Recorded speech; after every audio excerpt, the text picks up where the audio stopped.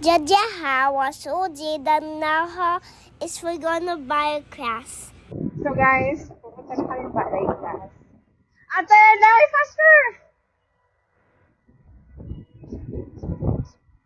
Now, for human ballet class, I use my baby's shoes, and I'm so happy to go to ballet class. 1 hour nga lang pala yung ballet class niya, 4 to 5 p.m. every Saturday. And then bala ko nga next year, enroll naman siya sa K-pop dance kasi gustong-gusto niya talaga sumasayaw.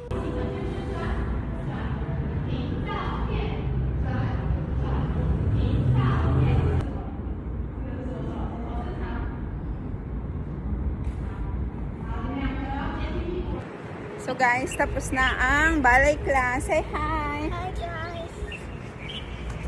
So, tapos na yung ballet class niya. We're going home and bibili kami. Titingin kami kung may saba doon. Dati ba ganyan kalayo? Dati pala mahaba yung kamay ko. Pupunta na kami doon sa bilihan ng saging na saba kung meron. Check namin.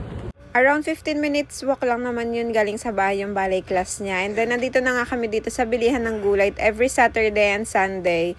At meron dito minsan talaga nagtitinda ng saging na sabat. Ayun nga si Yang Yang, nag-aantay ng ka-meet up niya.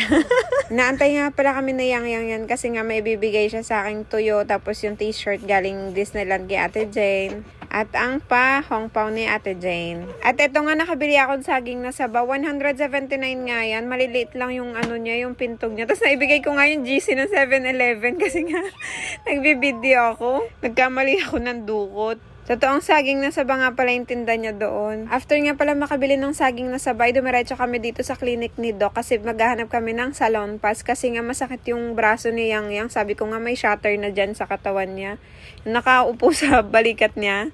Lagi kasi yung nasakit. Tapos bumili nga din siya pala yung pang-spray sa ilong gawang may sipon siya. Nahawa kasi siya sa akin. Nag-share kami ng drinks nung nakaraan. At maganda-ganda nga yung transaction nila dito ni Doc. Magtatawaran sila.